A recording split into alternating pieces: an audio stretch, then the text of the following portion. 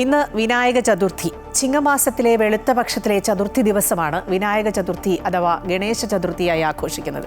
ഗണപതിയുടെ ജന്മദിനമായിട്ടാണ് വിശ്വാസം. ഗണപതി വിഗ്രഹങ്ങൾ പ്രത്യേക അനുഷ്ഠാനങ്ങളോടെ പ്രതിഷ്ഠിക്കുകയും ദിവസങ്ങൾ നീണ്ട പൂജയ്ക്ക് ശേഷം ഘോഷയാത്രയോടെ ഒഴുക്കുവെള്ളത്തിൽ നിമജ്ജനം ചെയ്യുകയും ചെയ്യും. വിനായക ചതുർത്ഥി ദിവസം ക്ഷേത്ര ദർശനം നടത്തുകയും വഴിപാടുകൾ നടത്തുകയും ചെയ്യുന്നത് എല്ലാ വിഘ്നങ്ങളും നീക്കുമെന്നാണ് വിശ്വാസം. ഈ ദിവസം പഴവങ്ങാടി ഗണപതി ക്ഷേത്രത്തിൽ നിന്നും ദേവികാചന്ദ്രനും കൊട്ടാരക്കര ഗണപതി ക്ഷേത്രത്തിൽ നിന്ന് സുധീഷ് കുമാറും വിശദാംശങ്ങൾ നൽകും. ആദ്യം സുധീഷിലേക്കാണ്. സുധീഷ്, ക്ഷേത്രത്തിൽ വലിയ തിരക്കാണെന്ന് ആ ദൃശ്യങ്ങളിൽ നിന്ന് തന്നെ വ്യക്തമാണ്. എത്രത്തോളം ആഘോഷത്തോടെയാണ് ഈ ദിവസത്തെ വിശ്വാസികൾ കണക്കാക്കുന്നത്?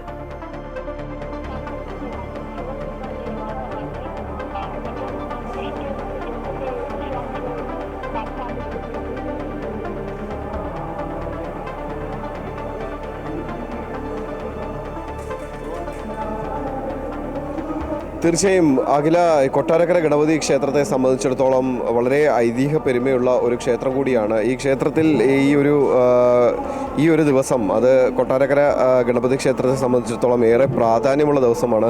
പുലർച്ചെ മുതൽ ആരംഭിച്ച ചടങ്ങുകളാണ് ഇപ്പോൾ ഇവിടെ പുരോഗമിക്കുന്നത്. പുലർച്ചെ ഗണപതി ഹോമം തുടർന്നു. ഇപ്പോഴും ഗണപതി ഹോമം ആരംഭിച്ചു, അല്ലെങ്കിൽ അതിൻ്റെ ചടങ്ങുകൾ ഇപ്പോഴും പുരോഗമിക്കുകയാണ്. നല്ല തിരക്കാണ് കൊട്ടാരക്കര ഗണപതി ക്ഷേത്രത്തിൽ അനുഭവപ്പെടുന്നത്.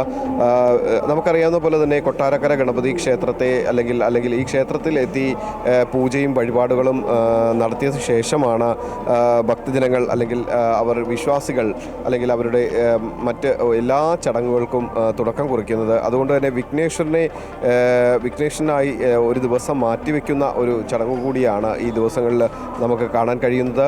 ഈ ഒരു ക്ഷേത്രത്തെ സംബന്ധിച്ചിടത്തോളം ആചാര പെരുമയും അല്ലെങ്കിൽ അതുപോലെ തന്നെ ഒരുപാട് ഐതിഹ്യങ്ങളും ചരിത്ര പ്രാധാന്യവും ഒക്കെ ഉള്ള ഒരു ക്ഷേത്രം. ഈ ക്ഷേത്രത്തിൻ്റെ പഴമയെക്കുറിച്ച് പറയുകയാണെങ്കിൽ ക്ഷേത്രം അല്ലെങ്കിൽ ക്ഷേത്രത്തിൻ്റെ തുടക്കം മുതൽ തന്നെ അല്ലെങ്കിൽ ക്ഷേത്രം അതിൻ്റെ ഒരു ഐതിഹ്യ പെരുമയിലൂടെ കടന്നു പോകുന്ന സമയങ്ങളിലൊക്കെ തന്നെ ഈ ആചാരങ്ങളിലൂടെയും ഒക്കെ തന്നെയാണ് ഈ ക്ഷേത്രത്തിൻ്റെ ഓരോ ഘട്ടങ്ങളും കടന്നു പോകുന്നത്. കൊട്ടാരക്കര ഗണപതി ക്ഷേത്രത്തിലെത്തി ഗണപതി ഭഗവാന് ആവശ്യമായ നിവേദ്യങ്ങളും അല്ലെങ്കിൽ ചടങ്ങുകളും ഒക്കെ നടത്തിയതിന് ശേഷമാണ് ഒരു എല്ലാ ചടങ്ങുകൾക്കും അല്ലെങ്കിൽ മനുഷ്യജീവിതത്തിലെ എല്ലാ പുതിയ കാര്യങ്ങൾക്കും തുടക്കം കുറിക്കുന്നത്. വിഘ്നേശ്വരനെ തൊഴുത് മടങ്ങുന്ന എല്ലാവർക്കും ജീവിതത്തിലെ എല്ലാ വിഘ്നങ്ങളും അകറ്റി ഒരു നല്ല ജീവിതത്തിലേക്ക് ഒരു തുടക്കം കുറിക്കുന്നതിന് കൂടിയാണ് ഈ ഒരു ദിവസം ഭക്തജനങ്ങൾ മാറ്റിവെക്കുന്നത്. അതുകൊണ്ട് തന്നെ ജീവിതത്തിലെ എല്ലാ നല്ല മുഹൂർത്തങ്ങൾക്കും ഈ ഒരു വിഘ്നേശ്വരനെ സാക്ഷി നിർത്തി വിഘ്നേശ്വര ഭഗവാന്റെ എല്ലാ വിഘ്നങ്ങളും മാറ്റിക്കൊണ്ടുള്ള ഒരു ചടങ്ങുകളിലൂടെ മുന്നോട്ട് പോകുന്നതിന് വേണ്ടിയാണ് ഭക്തർ ഈ ഒരു ദിവസത്തിൽ എല്ലാ ചടങ്ങുകൾക്കും സാക്ഷ്യം വഹിച്ചുകൊണ്ടുള്ള മുന്നോട്ട് പോക്കിന് തുടക്കം കുറിക്കുന്നത്. അതുകൊണ്ട് തന്നെ കൊട്ടാരക്കര ഗണപതി ക്ഷേത്രത്തെ സംബന്ധിച്ചിടത്തോളം ഈ ദിവസം ഏറെ പ്രാധാന്യമുള്ളതാണ്. ഈ ദിവസം ഏറെ ഭക്തജനങ്ങൾ ഇവിടേക്ക് എത്തിച്ചേരുന്ന ഒരു ദിവസം കൂടിയാണ്.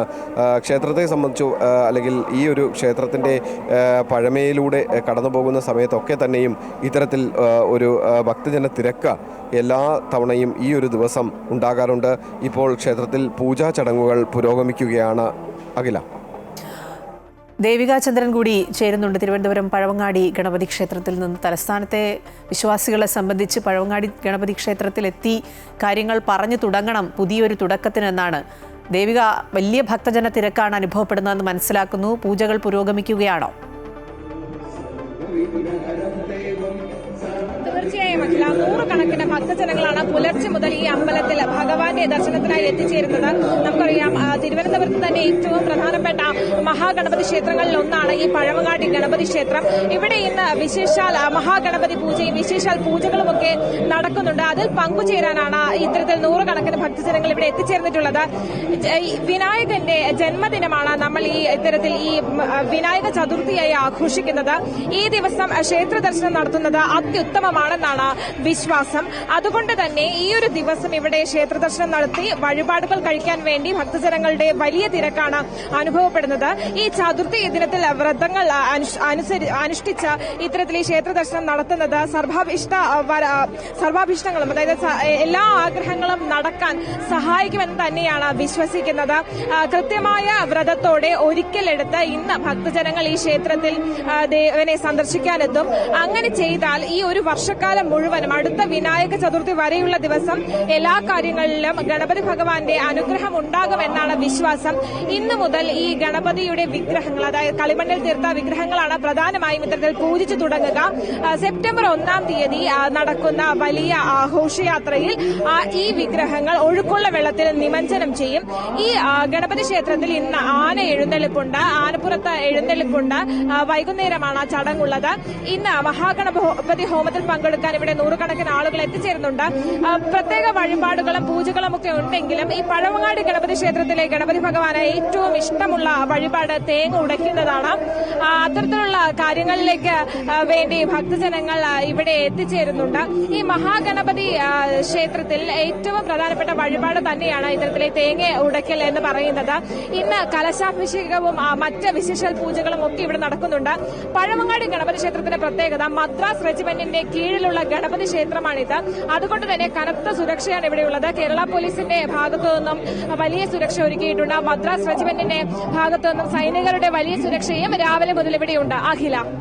ശരി, ദേവികയും സുധീഷും ഒക്കെ സൂചിപ്പിച്ചതുപോലെ വിഘ്നങ്ങൾ അകറ്റാൻ ഗണേശനെ പ്രാർത്ഥിക്കാനായി ഭക്തജനങ്ങളുടെ ഒരു തിരക്കാണ് വിവിധ ക്ഷേത്രങ്ങളിൽ കാണുന്നത്.